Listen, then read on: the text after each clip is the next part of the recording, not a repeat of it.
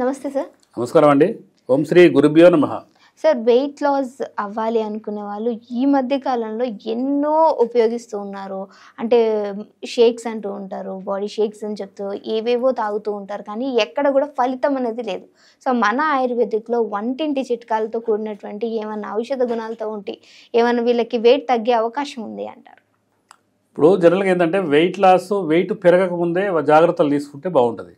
Wait పెరిగిన తర్వాత అంటే మనం నిత్యం వాడే వస్తువుని మానేయాలంటే కొద్ది కష్టం. ఫర్ ఎగ్జాంపుల్ బిర్యానీలు మానేయాలి, జంక్ ఫుడ్లు మానేయాలి, టిఫిన్లు మానేయాలి. అసలు వాస్తవంగా టిఫిన్లు ఒక అద్భుతమైన మా గురువు గారు చేసే టిఫిన్ ఏంటంటే, మీరు కీరా ఐడియా ఉంటుంది, క్యారెట్, బీట్రూటు, ఉల్లిపాయలు, టమాటాలు, అవి కాస్తని 50 గ్రాములు 100 గ్రాములు అన్ని చిన్న ముక్కలుగా కట్ చేసి సలాడ్ లాగా కట్ చేసి కాస్తంత నిమ్మకాయ పిండి గినక తీసుకోండి.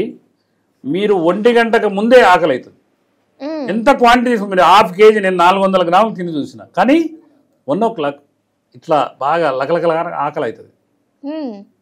అంటే వాస్తవంగా ఏంటంటే మనం పులియబెట్టేది ఏంటి, ఒక మజ్జిగ తప్ప. ఇప్పుడు మినపప్పు కూడా పులియబెట్టింది తినొద్దు. వాస్తవంగా ఈ ఇడ్లీ దోశ అనేది మన సంస్కృతి కాదు, సాంప్రదాయం కాదు. సంవత్సరానికి ఒకసారి కుడుముల పండుగ అని వస్తుంది, మీకు ఐడియా ఉందమ్మా? కుక్కలకు వేస్తారు, సద్దలతో తయారు చేస్తారు కుడుములు. అది సేమ్ ఇడ్లీ పాత్ర లాంటిదే, ఇంతలా కుడుములు చేసి పెడతారు. దాన్ని కొరికి అంటే కుక్కలకు వేసి అదొక శాస్త్రం అనమాట. అది కొన్ని అంటే పీడయ్యని పోతాయని అదొక పండుగ, కుడుముల పండుగ అని. అది వాస్తవంగా ఏంటంటే ఈ ఆవిరి కుడుములు సంవత్సరానికి ఒకసారి తినాలి. మనం ఏం తింటున్నాం, రోజు ఇడ్లీ తింటున్నాం. అసలు ఇడ్లీ మనది కాదు, ఇడ్లీ కాదు, పూరి కాదు, దోశ కాదు, వడ కాదు, ఏది కాదు. కాబట్టి ఫస్ట్ ఏంటంటే బ్రేక్ఫాస్ట్ అనేది చేంజ్ చేసుకోవాలి. మధ్యాహ్నం మంచిగా కడుపు నిండా తినాలి, లేదంటే 2 పూటలు తింటే ఇంకా బెటర్. నైట్ కనుక ఎట్టి పరిస్థితుల్లో 6 దాటితే ఎట్టి పరిస్థితుల్లో భోజనం చేయొద్దు. సాయంత్రం పూట ఏంటంటే కొర్రలు, అరికలు, సామలు, ఊదలు అంటూ కూరలు ఉంటాయి. ఉదయం 2 గ్లాసులు నానబెట్టి 6 గంటలకే ఒక టిఫిన్ లాగా, ఉప్మా లాగా చేసుకొని తింటే మన ఇంట్లో ఉన్న కర్రీస్ తినొచ్చు. ఈ విధంగా ఇంకా చేస్తే 100% వెయిట్ లాస్ అవుతారు.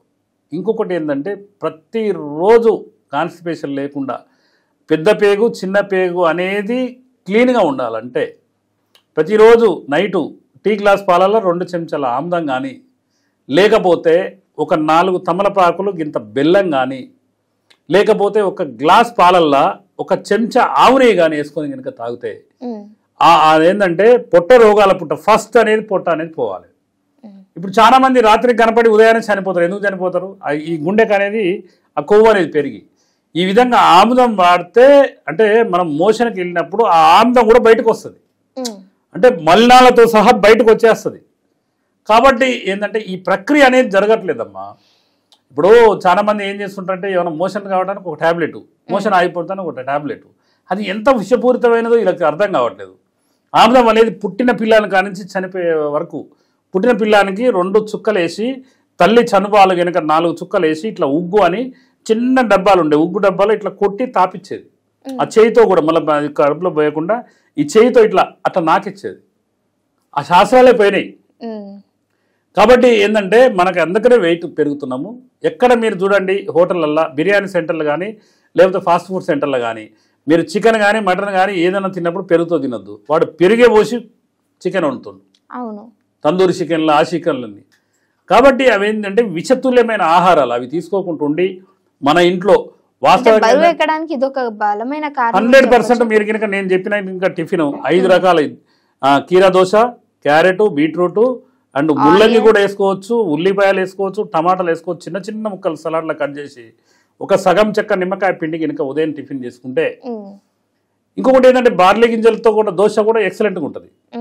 అంటే ఇట్లాంటివి ఏంటంటే మనకు సంపూర్ణమైన ఆరోగ్యాన్ని ఇచ్చే వంటకాలు తీసుకొని ఉంటే ఫ్యాట్ అనేది పెరగదు, ఫ్యాట్ బర్నర్. ఇవన్నీ ఆమ్లం తీసుకుంటే ఫ్యాట్ బర్నర్, ఆ పాలల్లో కనుక నెయ్యి వేసుకొని తాగితే ఫ్యాట్ బర్నరు, తమలపాకు, బెల్లం.